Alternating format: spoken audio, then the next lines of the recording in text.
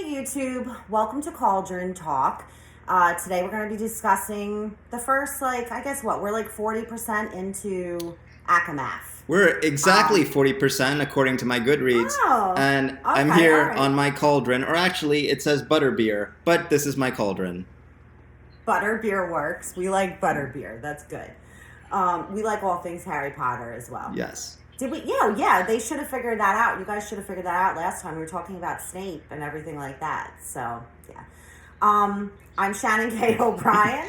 I am represented by Shannon Snow at Creative Media Agency. I'm an aspiring author, in case that wasn't clear.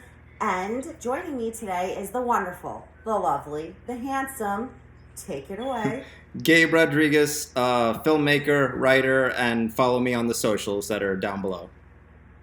Yes, please, definitely. Also, Gabe has a wonderful film out, and I'm going to definitely throw in that trailer again because you guys want to see this trailer.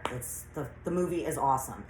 So, once again, I just want to say really quickly, please no spoilers, okay? This is Gabe's first time reading the series, so just, don't spoil anything for him, please. Okay, I'm having a hard time not spoiling things, but I'm going to ask you, don't do that.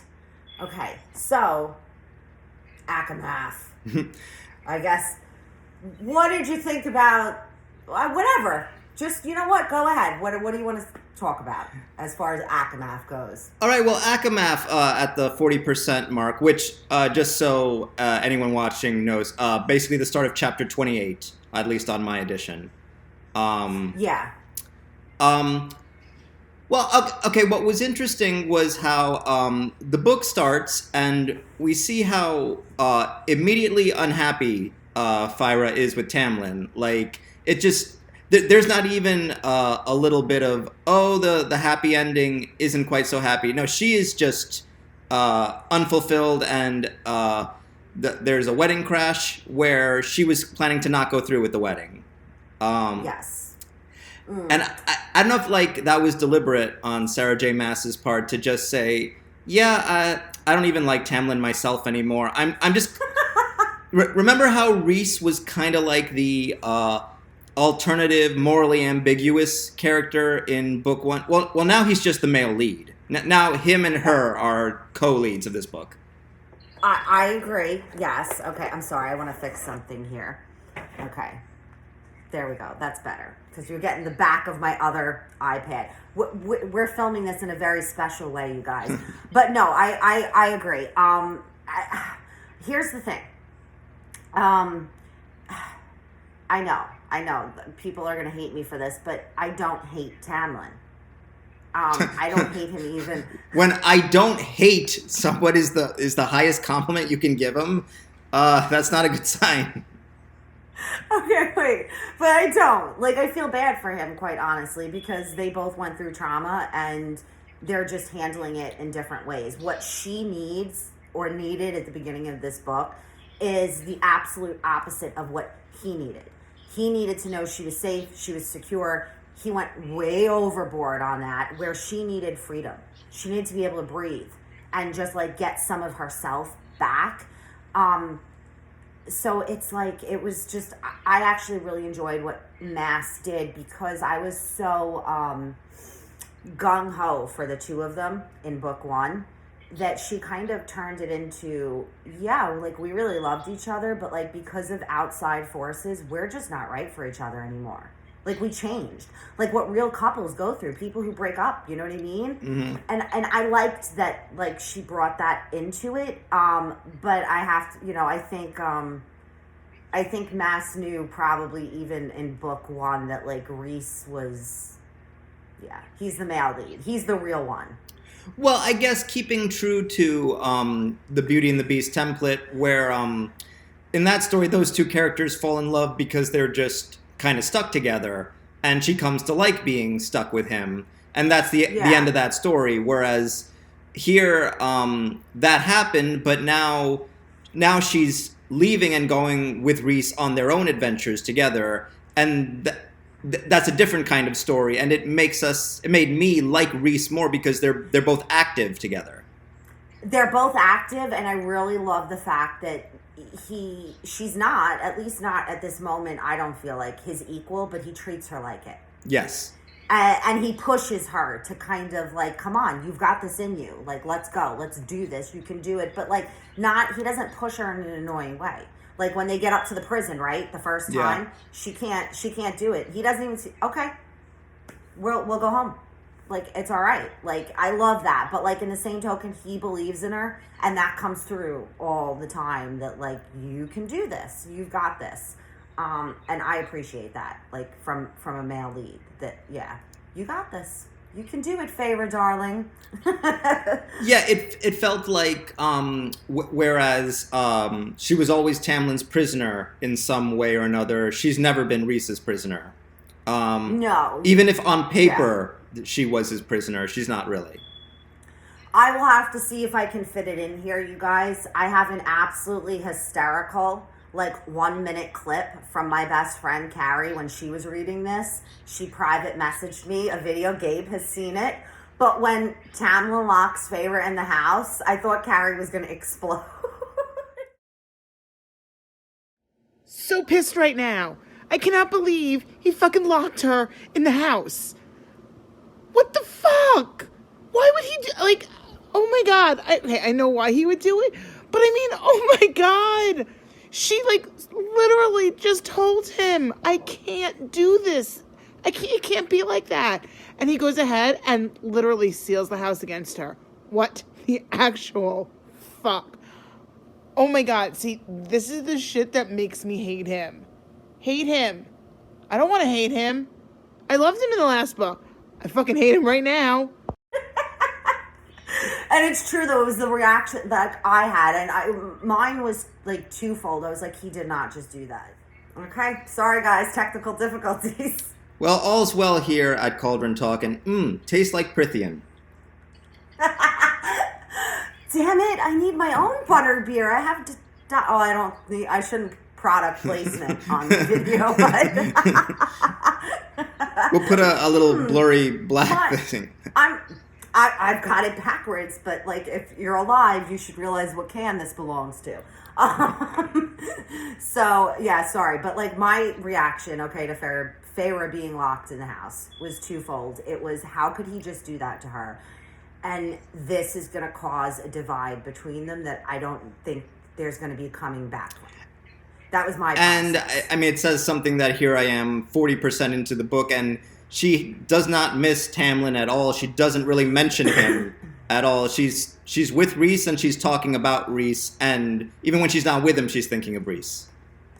Yes, and I loved, too, something that was subtle, but it worked beautifully, because I think Maas took into consideration, oh, shit, I built up this love story in book 1, and, if this bitch, all of a sudden shifts gears, and now she's into the hot, this dude, then they're not going to like her. So gradually, Feyre's feelings start shifting, right? I mean, we're at the 40% mark, and it wasn't really until, the last maybe 3 or 4 chapters where there's been some serious sexual tension between the two of them. And even still, she's kind of no, I can't do that. So I appreciated that she wasn't just yeah, let me jump on him and I'll go from Tamlin to him. No, it wasn't. She's trying to work on her. And I loved that. Since you mentioned sexual tension, something else I wanted to bring up. Remember how I said book 1 really was not a YA book, despite the marketing? Book 2 is just hands down. This is adult material now.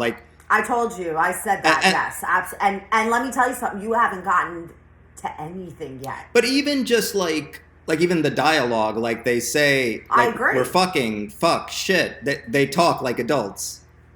Yeah, and you can have cursing in young adult, right? That this is a misconception. If anybody watching this, you guys are aspiring writers or anything, okay? Automatically people think young adult. Oh, we can't have cursing, we can't have violence, we can't have mentions of drugs, or you can, but it's treated in a much more padded fashion. So you can't, like you said, they say fuck all the time and shit and prick and everything like that. And it's constant. You can have a couple of instances of that in young adults and be okay.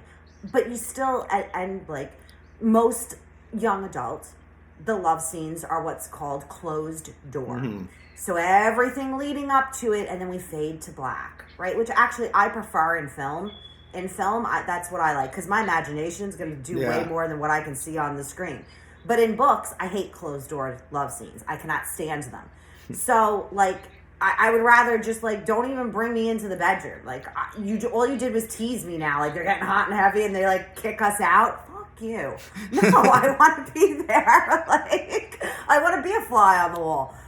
But so, usually, young adult, it's closed door. And if it is not, there's, nobody thrusts. Nobody does. It's all metaphor and similes, and it needs to be treated really carefully. I will just say right now, and I read a lot of stuff, you guys. I'm proud. I'm not going to sit here and hide it. I like smut. I will read smut books.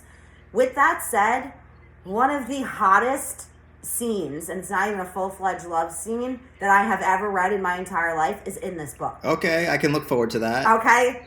Yeah. And it's not even it's not a love scene. It's just legit. Like, I was like, like, I remember Jay looking over at me. He's like, "What's wrong with you?" I was like, "Shut the fuck up."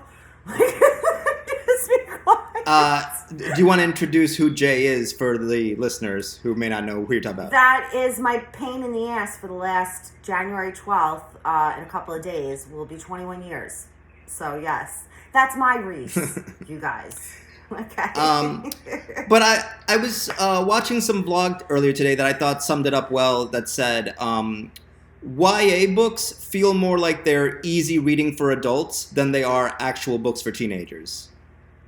Yeah, absolutely. And the reason I like writing young adult, I write adult and young adult, but everything is kind of over dramatized, because let's think about when we were teenagers, right? Remember when, oh my God, there's a test and we didn't know about it? It's the end of the world. Like, we have these big emotions that as adults we're like, fuck it, we'll make it up. It's not a big deal. But young adult, everything's more heightened. A girl touches your hand for the first time or puts her hand on your leg, your heart's going a mile a minute. Whereas an adult, it's kind of like, okay, yeah, I like that, but it's not this big, profound thing. So, yes, it's easy reading for adults, yes, but it also kind of brings us back to those adolescent years where everything was new and exciting and there was all these possibilities. And another series I like that I know is on Shannon's radar is the Dark Tower series by Stephen King. And in its book 4, there is this epic romance. The main character has a flashback to when he was 14. And so it's kind of intentionally a very melodramatic love story, which is not everyone's cup of tea, but I think what makes that book good, first off, Shannon would like it, period. But I feel what he was trying to do is show not just what it's like to be in love, but what it's like to be in love when you're 14. And so it's a very enjoyable book. And I was 14 when I read it, so it resonated. Oh, that's perfect. That had to work out, perfectly. Because it's different. I'm sorry. Things are different when you're a teenager. Things don't feel the same. Something my mother said that is absolutely true. She's like, from about the age of 11 up, Shannon, she's like, I was me. I didn't really think any differently. She's like, but the things that happened to me kind of softened me. So, and it's true, like, we react when things happen to us for the first time. We're like, oh my God. But then afterwards, if the similar situation happens, our thought process really isn't different. We still are who we are, but we're kind of like, all right, I got this, though. I can handle this. Like, and that's the difference with young adults versus adults. And I feel like that's something that even book 1 didn't have. Nothing felt, besides like all the fantasy elements, like, oh my God, we're meeting fairies for the first time and going into Prythian.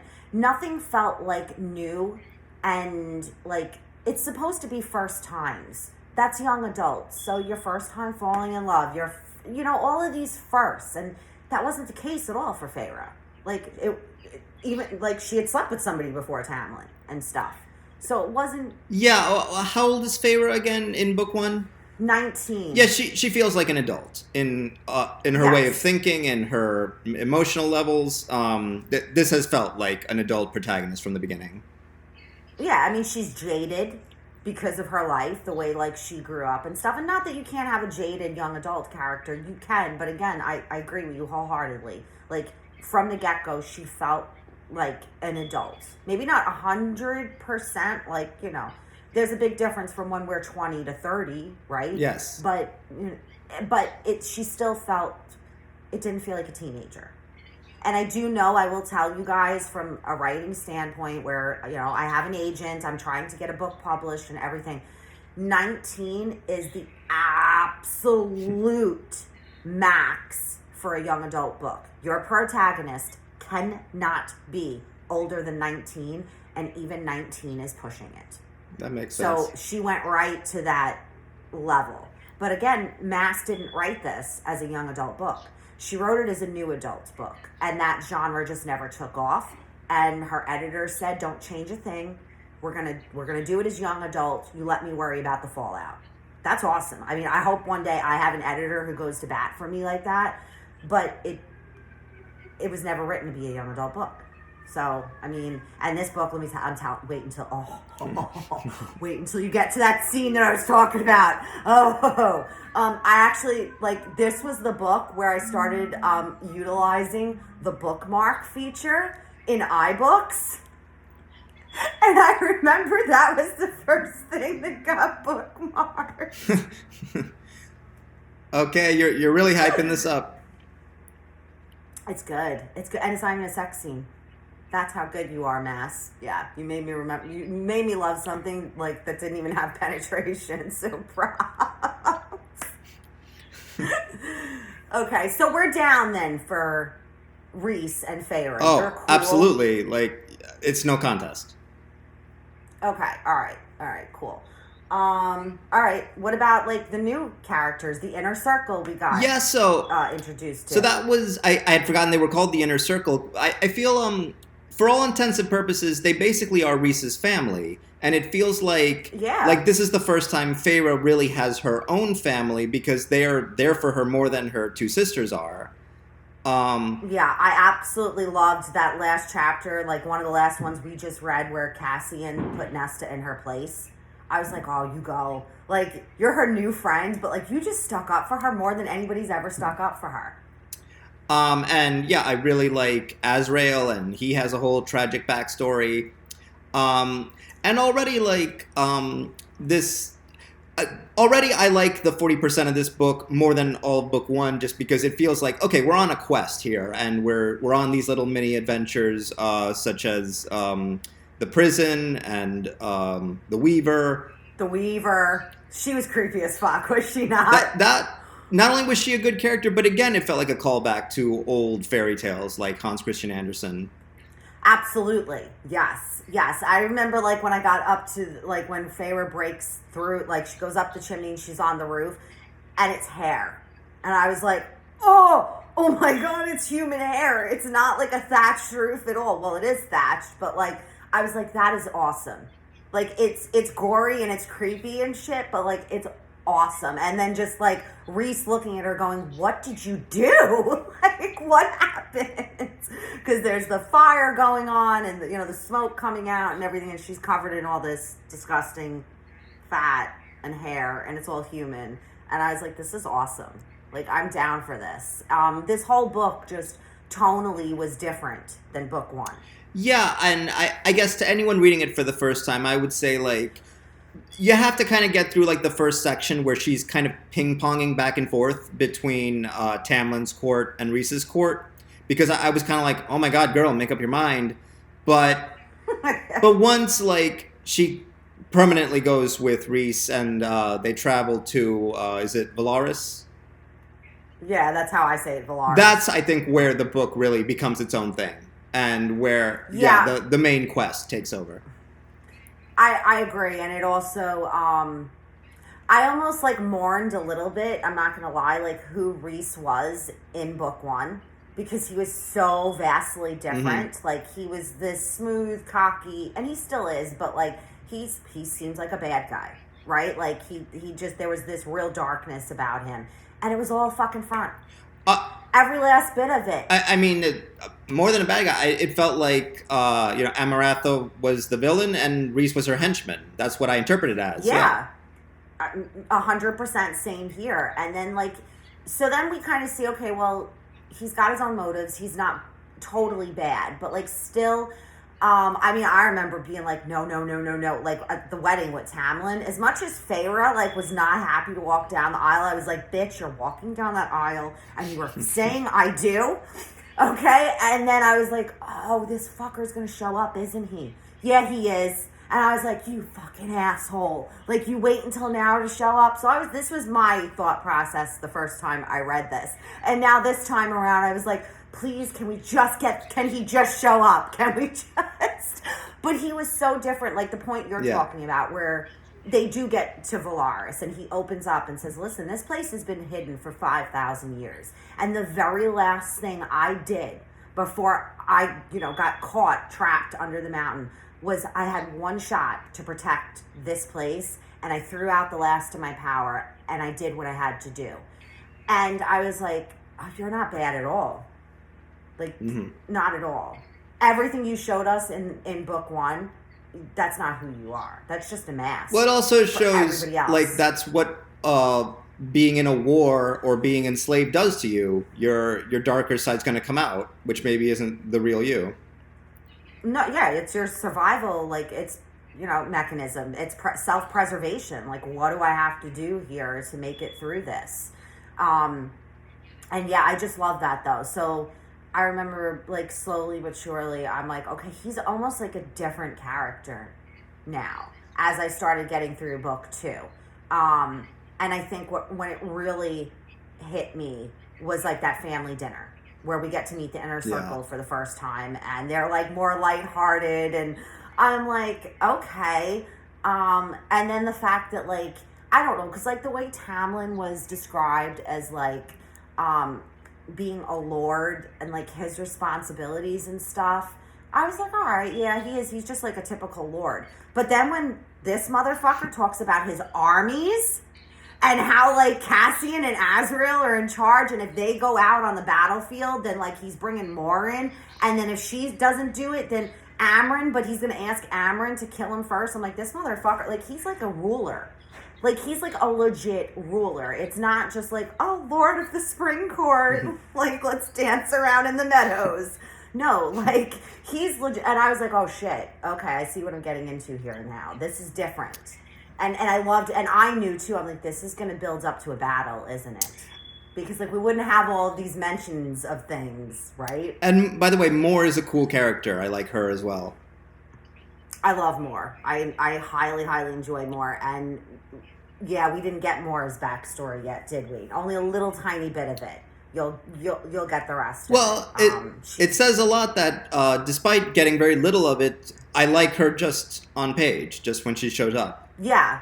No, she's just awesome. And right from the get-go, she tried to be nice to Feyre. Mm-hmm. If you need anything, come get me. And, and then just I'm just sitting there thinking of that initial meet, one of the scenes, I'll have to see if I can find it, that Carrie sent me another video of. She was just dying. She was laughing her ass off.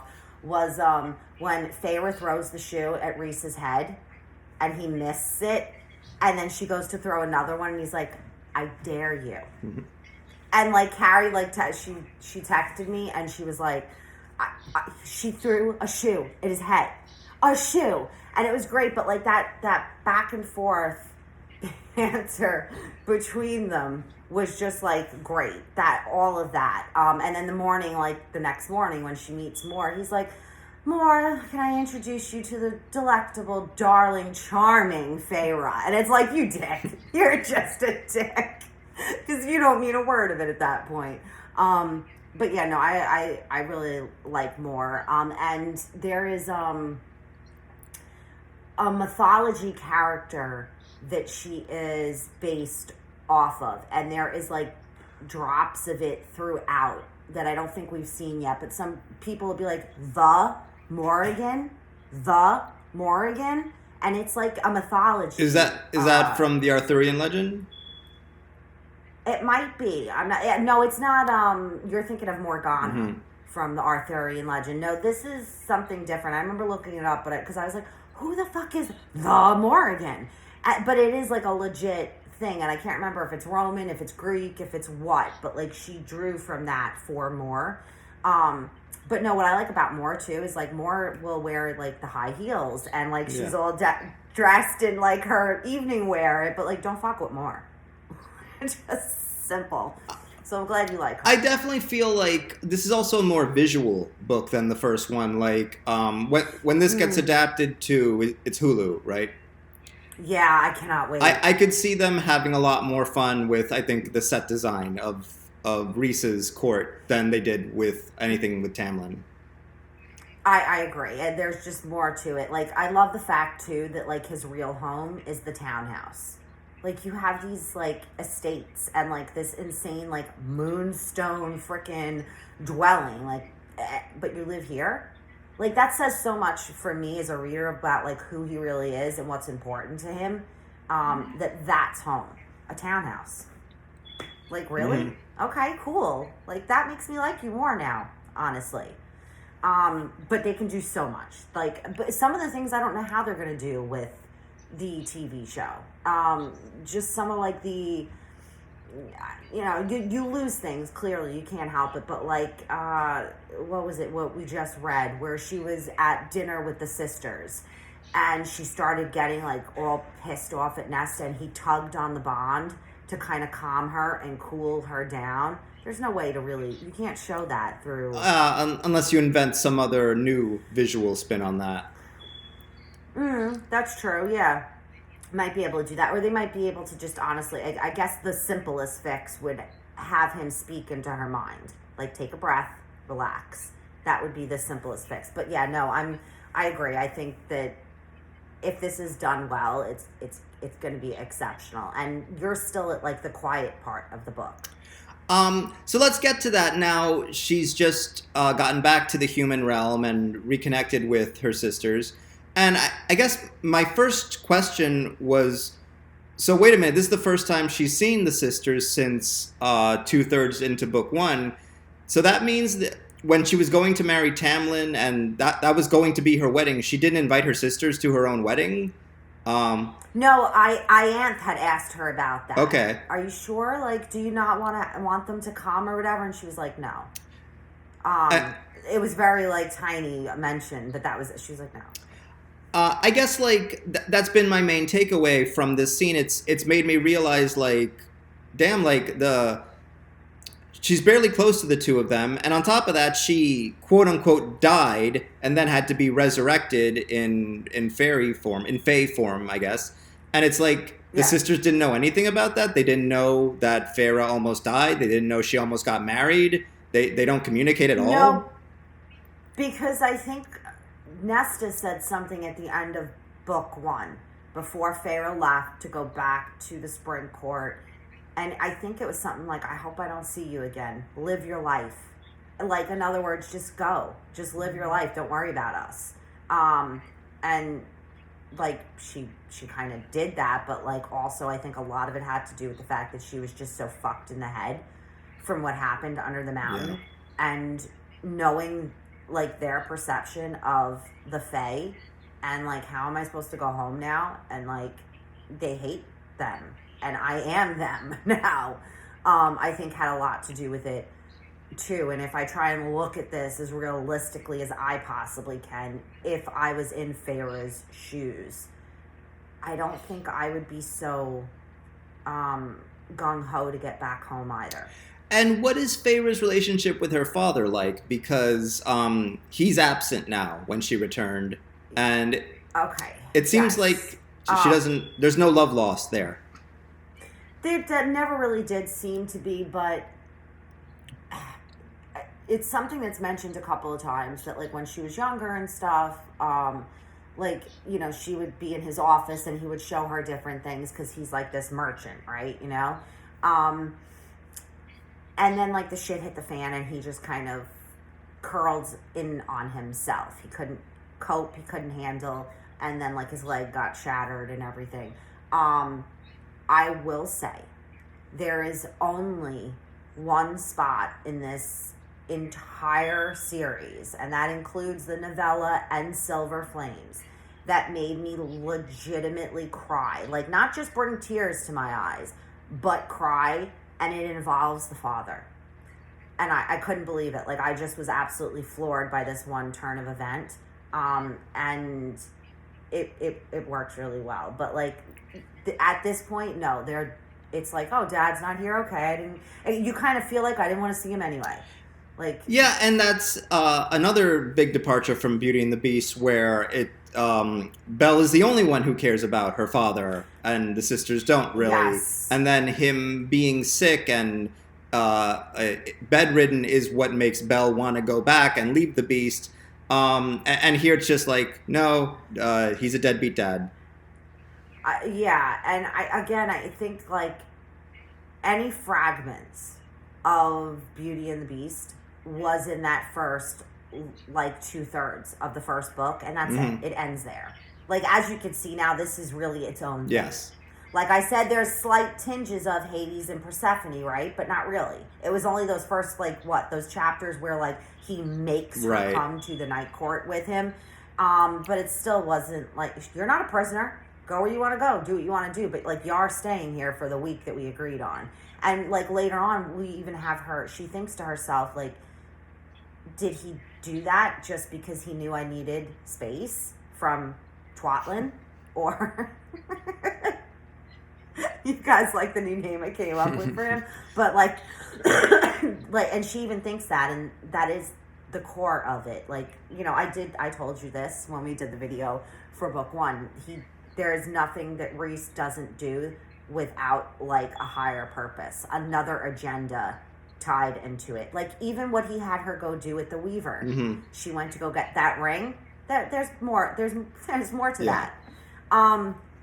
So, you know, because then she was, like, it was like a throwaway thing, but she's like, I don't know, why did I get this ring or whatever? And he was like, my mother gave it to me. And then she took it back and, like, hid it there. And I had to go get it again. And she's like, what? What kind of nonsense is this? Like, I don't care. She was so pissed off at that point. She's like, I don't care. But there's more to it. So everything with him, you kind of got to, like, look, you're given the straightforward angle, but then there's another one too, and it's like, what are you up to, you little fucker? So then, as far as the sisters go, like, obviously, like, her and Nesta have had this rivalry. It feels their whole life, and they're really butting heads now. And I know, just from the few conversations we've had, Nesta's going to play a bigger role down the line, and I know the 5th book is basically her book. Yeah, it's her and Cassian's POV. But as far as Elain, like, she just comes off as an ingenue, and, like, is there much to her? She just doesn't contribute much to the conversation. Elain is just quiet. Like, I picture always Elain as, like, this delicate, very pretty flower.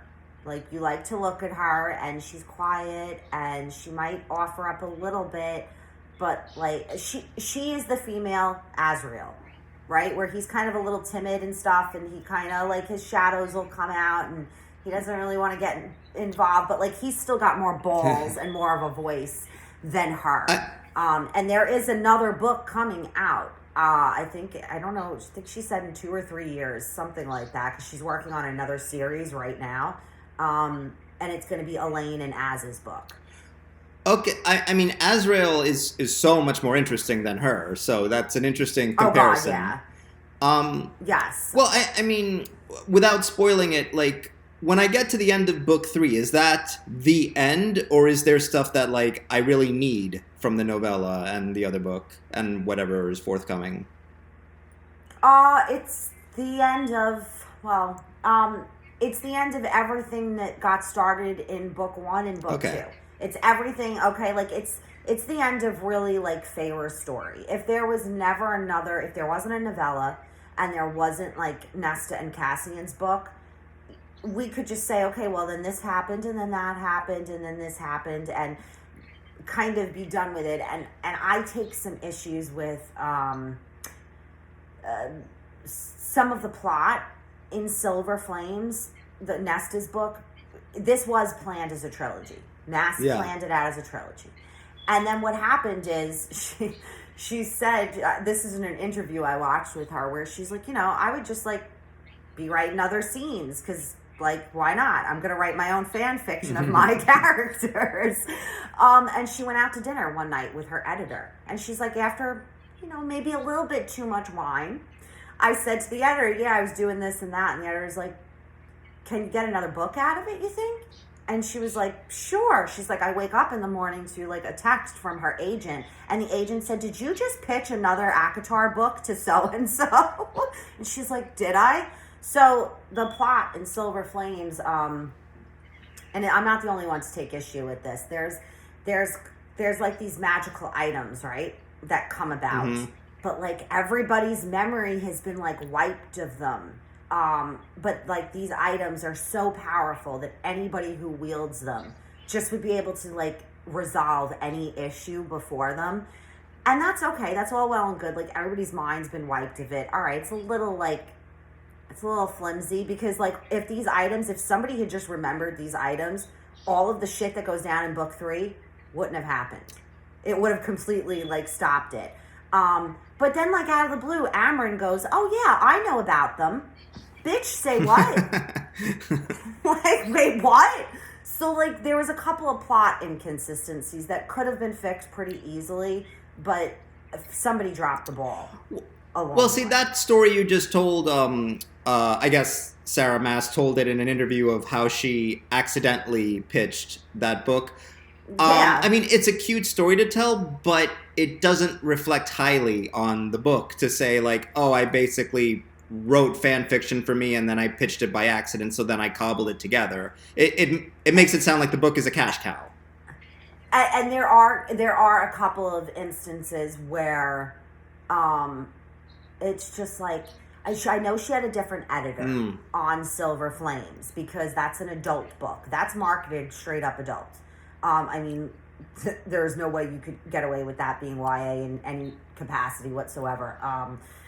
But like just a couple of things that like one of the newer characters talks about her backstory and says like her mom died when like in childbirth or something like that, like when the character was like a baby, and then like 200 or 300 pages later we're talking about how the mom steps up, same character, and would take the beatings for her that the dad would try and give her. Bitch, you said the mother died. Oh. Wait, like, how did we have this plot inconsistency? That's a huge thing, too. Like, something you or Carrie, I know, would have said to me, like, excuse me. And I didn't catch it, quite honestly. I've seen it in other, like, groups where people are like, how did we go from this one? Like, what? I get it. Like, it's like sloppy editing. Like, continuity. I guess tying things back to Harry Potter, do you know if J.K. Rowling had the same editor across all 7 books? I don't, but that would be pretty easy to find out, honestly. I can definitely look that up and get back to you. I'm not because sure. that was definitely a case where, like, she did a very good job keeping continuity across that series, considering how long it took to write. And I know, like, if not her, then an editor or someone, like, they had to have, like, what do you call it? Like a world Bible that's just like, wait, does this contradict anything? She did. Okay.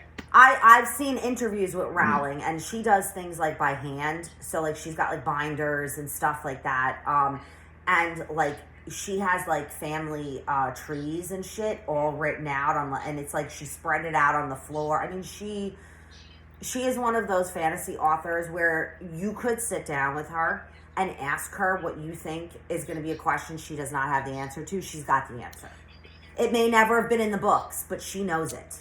Yeah, and she kind of lucked out in terms of being the first celebrity author of the social media age and the Twitter age. Like, one of the things she became known for was that she would interact on Twitter and the fans would just ask her directly, like, famously, she said Dumbledore was gay. But, like, people would ask on Twitter, hey, is Sirius gay? And she said no. And that was just like new. You never had that before, where you could just ask an author a question and she would respond to you. No, and I think it's honestly something that authors are having a really, really hard time with now, because being a writer, being an author, besides having, a book tour, which not every author gets, okay, book signings, and your picture on the back cover, you didn't interact with your readers. But now not only are you, you are expected to by the publisher. I've seen a lot of funny interviews with the creator of Game of Thrones, George R.R. Martin, and that's what... Don't get me started on that Santa Claus looking motherfucker and all my time wasted reading those books. So go ahead. Just so everyone knows, there's a Scottish YouTube vlogger I watch, and that's how he pronounces the name, and I think it's funny, so that's why I always say it. Love it. But he just said something funny of, like, when he first started out, like, there wasn't any internet, and he would get occasionally, like, maybe 3 pieces of fan mail a year, which it would be... If a reader really, really liked the book and felt the need to want to write fan mail, and then it would get sent, and then the publisher would forward it to him, and how that was really nice when it happened. And now with the internet, it's like you're bombarded with not only people telling you they like you, but people who tell you you suck, and they feel the need to tell you suck. Oh yeah, without a doubt. It's a lot. I know, like, somebody I really love. If you guys have not checked her out and you're interested in, like, just across the board from the publishing to the writing, Alexa Dunn. I really love Alexa Dunn. Even my agent watches Alexa Dunn. But, like, she says, kind of just stay away from reviews. Oh, I absolutely agree. If you have, like, a friend who's close enough, maybe have them look at their reviews first. And just let you know, this one, you can look at this one, but this one is going to put you in the mental hospital. Don't look at No, I just want to say, like, speaking on the filmmaking, and that's something I agree with, that it's important to remember that reviews are written by critics for an audience to tell them, hey, this film or this book is worth your time or it's not worth your time. They're not writing a critique like a critique partner would. They're not giving the author advice. No. No, exactly. So, if you are a filmmaker or an author, the reviews aren't necessarily going to help you for the next project, or they're not giving you constructive feedback. They're just, and if there's a lot of them, saying what's wrong and what's not, but like nothing about, like, hey, you could have done this to make this better. No, yeah. So, like, I would agree, like, reading reviews is bad for your mental health. And like, you want, when you're starting out, you want to try and get a significant amount of reviews just for the sake of having press and having something out there. But once you've gotten enough, you've gotten enough. Don't go out of your way to read them. I agree. Like, I do not think I would be one of the authors who, like, goes on Amazon to see what people are saying. Mm-hmm.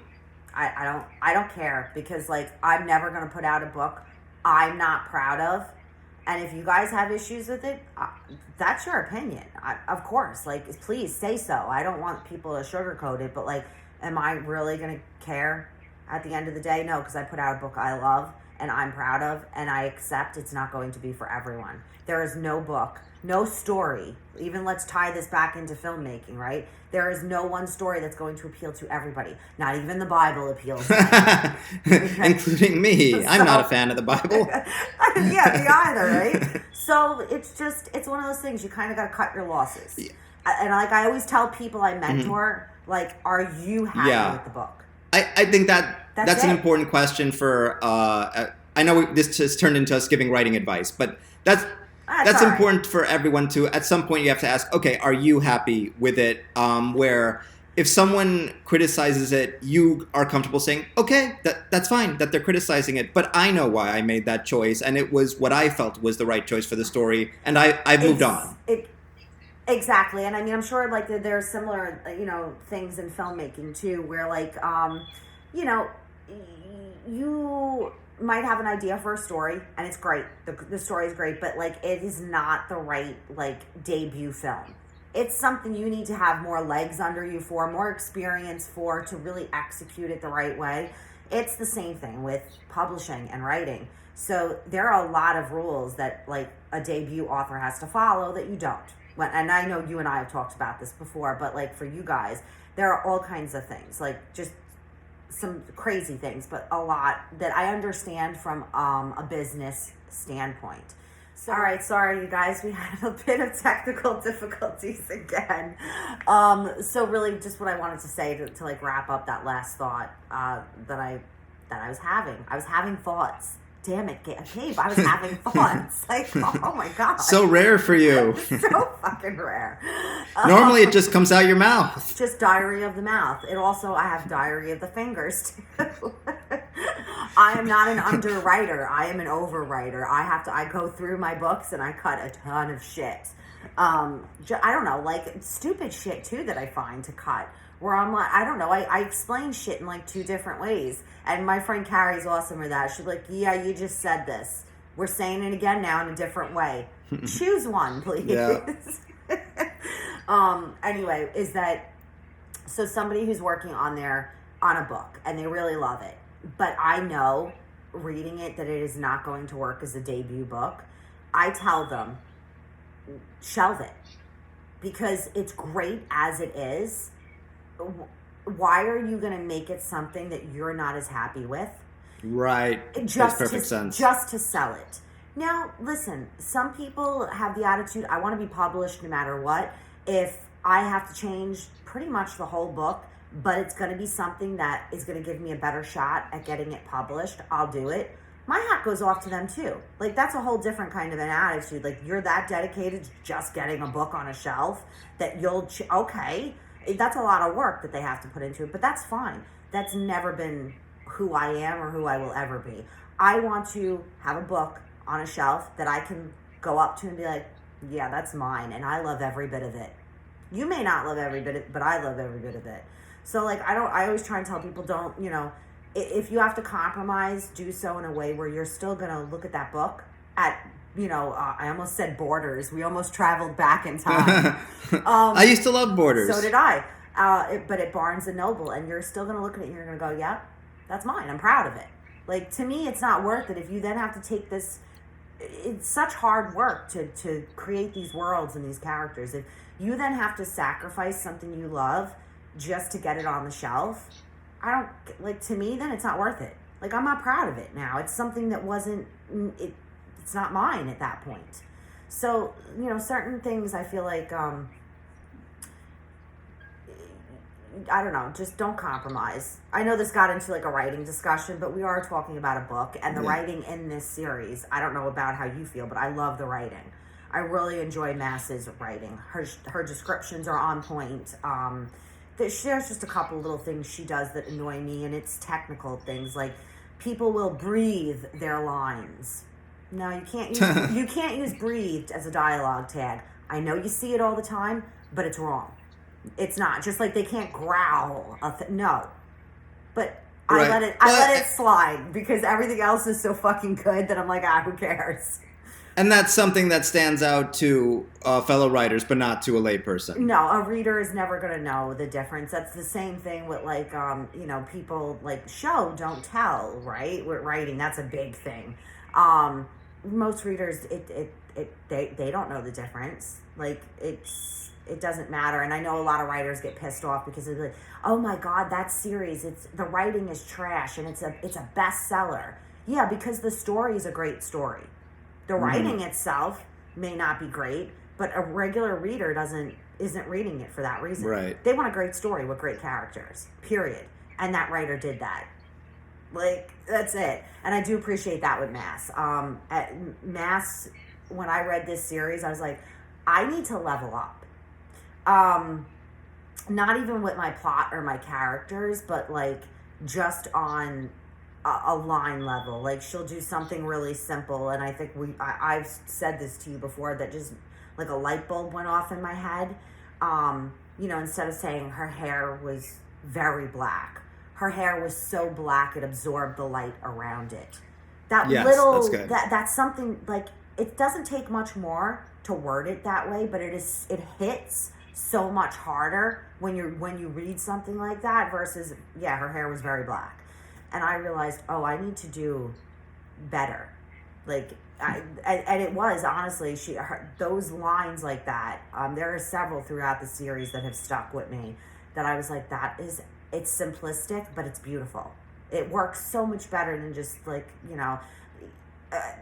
I made fun of it when we were reading book 1, but like, a chill spider walked up my spine. Yes, I like that. Right? That's great. I mean, she ended up using it like 2 or 3 more times and it loses it.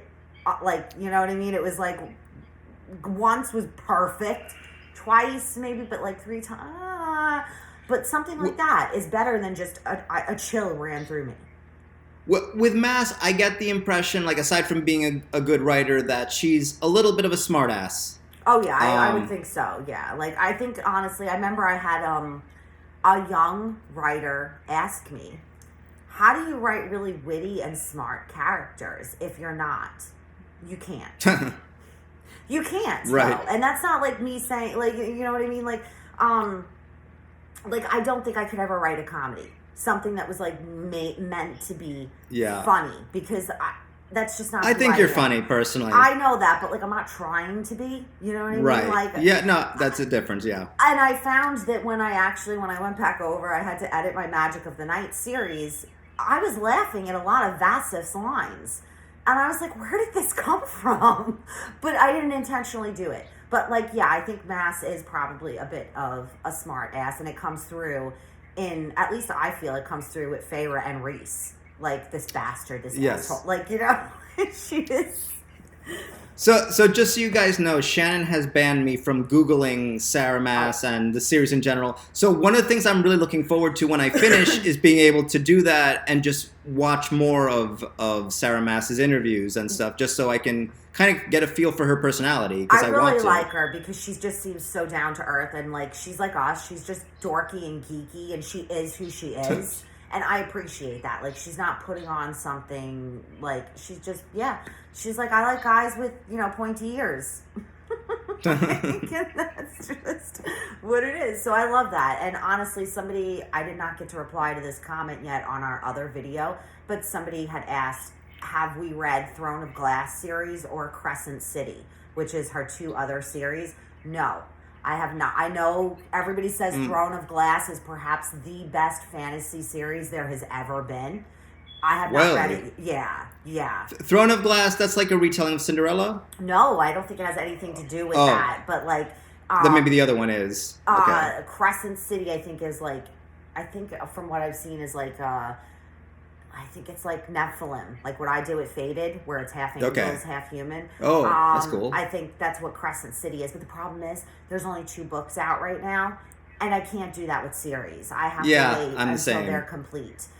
Throne of Glass is complete. I do own all 7 books, but there's like different reading orders that you can do with Throne of Glass. Yeah, like I shit you not. Like, this is how insane this fandom is. Like, if you want the romantic reading order, make sure you don't read the prequel first, read books 1 to 6, then do the prequel. But if you want the whatever reading order, do the prequel and then go forward. It's like, and then, I don't know, it's just, I'm going to read Throne of Glass, for sure. I'm not going to lie, though.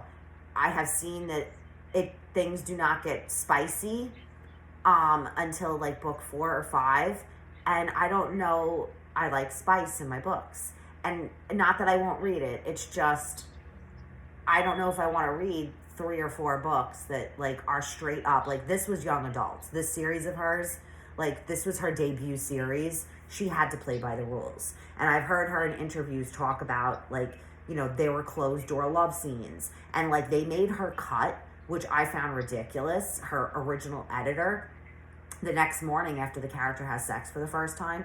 She's like, oh, I was tender and sore. And the editor was like, no, you can't have this. And Sarah was like, why? She's like, I know after my first time, that's how I felt. And the editor was like, nope, it's got to come out. And she's like, now I wish I would have fought harder to keep something like that. But so this is it is supposedly really young adult. And I don't know, I haven't been in the mood to read something that's really young adults. And not, like, after reading ACOTAR and how spicy it is, and I don't know. I'm gonna read it. It's just not like all the way at the top of my list. Crescent City is more up on my list because it's more on par with ACOTAR than Throne of Glass, which is, you know, aged down.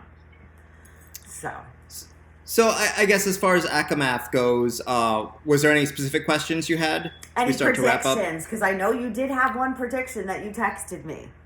Any predictions? Oh, I don't remember what that Jurian. was.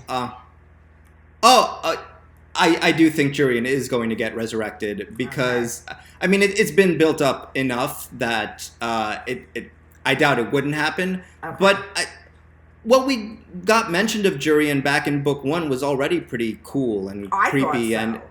And it's like, it would be nice to see the other half of that story or the other perspective. Did you find it interesting, like the Bone Carver, how he appears different to different people? I did like the Bone Carver. I was surprised that it was such a small scene. I thought this character was going to do more, and then they kind of left as soon as they got there. Well, we'll see the Bone Carver again. Okay. Yeah, I loved that, though. I was like, ooh, interesting. He appeared to Rhys as Jurian, and he appeared to Feyre as a little boy with black hair and, like, light eyes. I was like, what is that about? Why do they seem two different things? Like, I don't understand. Because, like, I don't remember a mention of, like, Feyre talking about, like, a friend she had when she was a kid that, like, looked like that or anything. I'm like, what the fuck is that about? Because they made it, like, a point to mention that, like, who he appears to you as is important. And I'm like, why is she seeing a kid? Who is this kid? So, like, that to me, I was like, what is this about? Like, I'm like, who is this? This is going to be a new character, isn't it? That's what this is going to be. Those were my predictions. I was not even close, but that's like what was going through my brain when we met the Bone Carver, and I was like, ooh, he's Jurian. So does this mean like Jurian's coming back? Like, why? I was reading really into it. I mean, it was important. Everything in that whole sequence was important, but like my brain was going 1,000 miles a minute. And I'm like, why was he Jurian? I remember coming off that, and why did she see this kid? So yeah, the Cauldron, the whole story of like the Cauldron and what it can do and can't do. Yeah, well, I liked how that's been this recurring element throughout the story, because even back in book 1, we got the story on the murals on the walls in Tamlin's place, and that was such an interesting description. I had to go back and reread it after finishing book 1.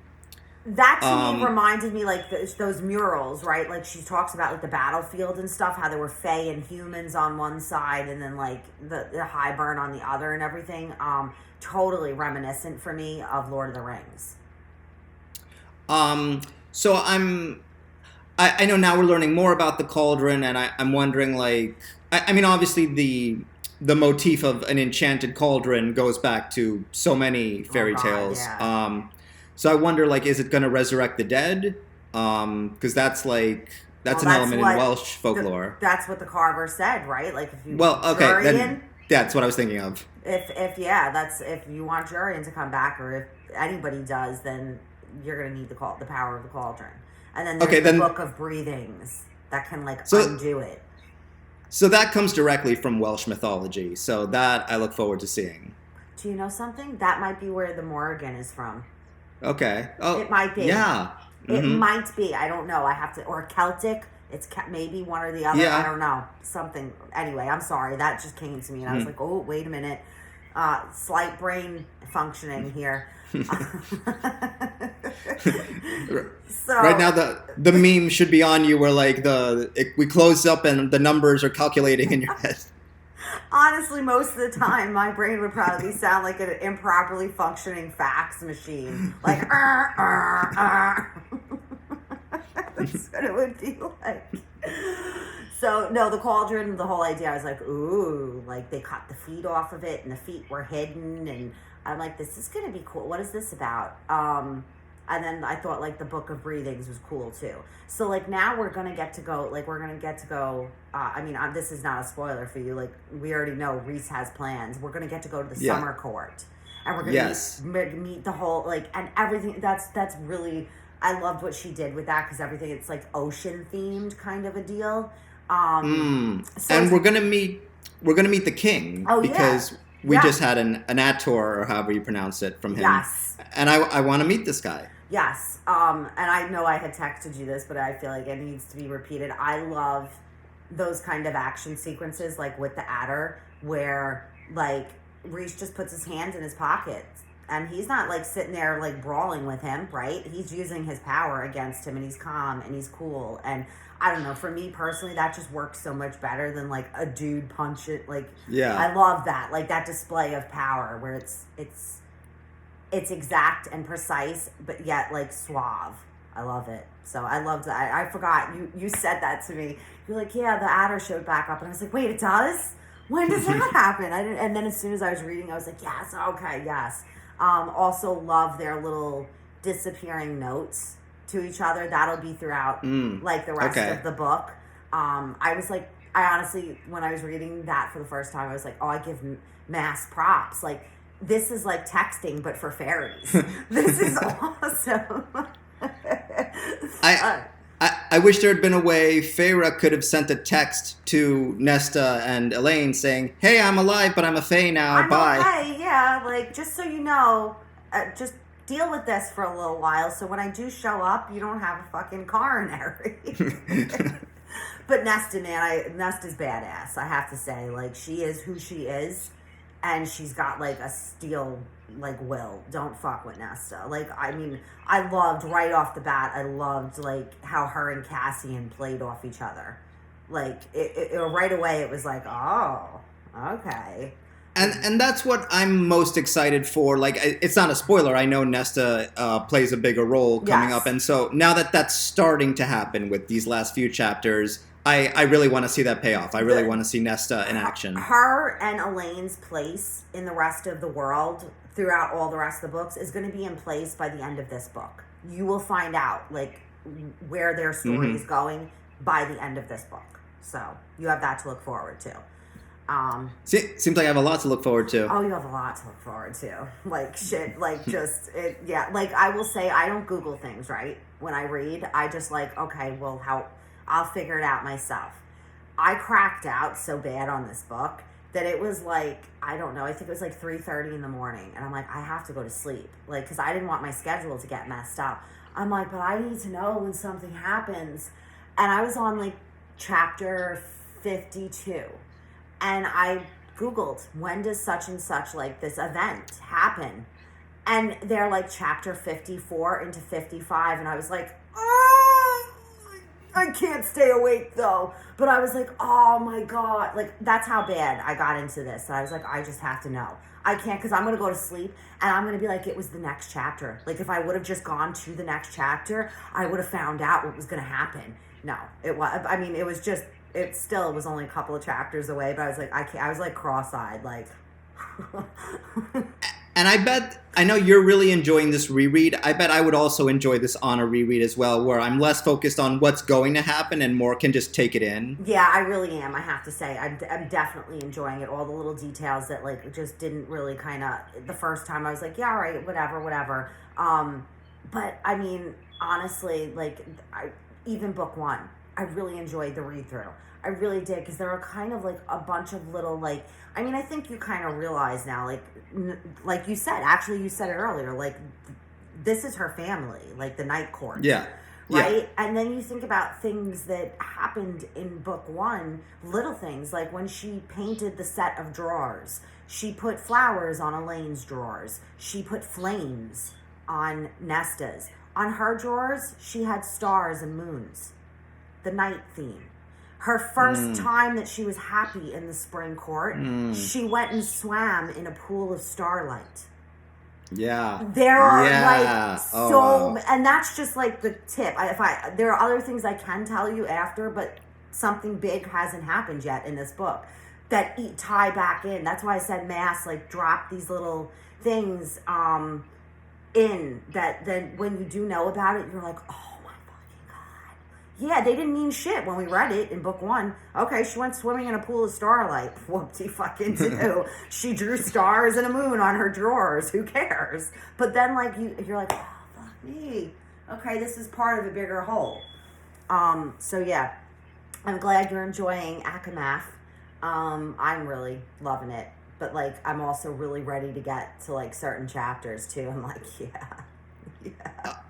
Well, I'm enjoying it, but I have to say I'm enjoying it even more because I'm sharing it with you, and I'm enjoying these chats. Ditto. I'm so happy that, like, we can do this together because it's great that I can just text you and be like, oh, yo, this just happened, and I get a reply and not, what? What are you talking about? You know?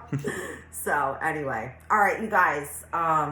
We had Diary of the Math again, mainly me. You know. I agree. But this has been...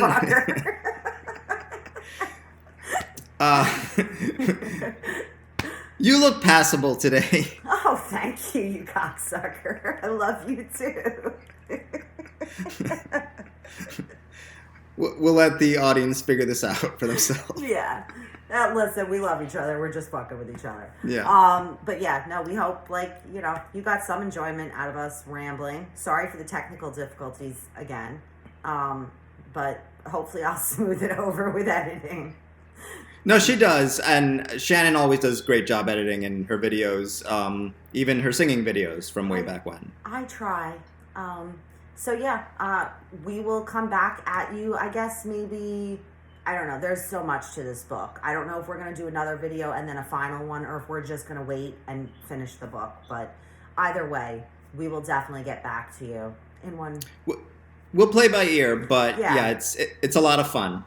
Yes, it is. We definitely enjoy doing these talks, and we hope you enjoy it as well. Please don't forget to comment, rate, subscribe, click the little notification bell if you want to be notified. And also, please check out the links I'm going to share for Gabe's information, his channel, and please go check out the trailer to The Sisters Cardos, which is just, it's really a great film. Gabe knows me. I know you guys don't, but I don't blow smoke up people's asses. If something is not good, I'm not going to sit here and promote it. As much as I love Gabe, I would say, no, I don't feel comfortable doing that. No, this film is very, very good. So go check out the trailer. I am super proud of my friend that he created it. So on that note, thank you, Shannon. You are very welcome. You deserve it. Much deserved. On that note, we hope you enjoyed Cauldron Talk, and we will catch you next time. On the next one. Bye-bye. Peace out.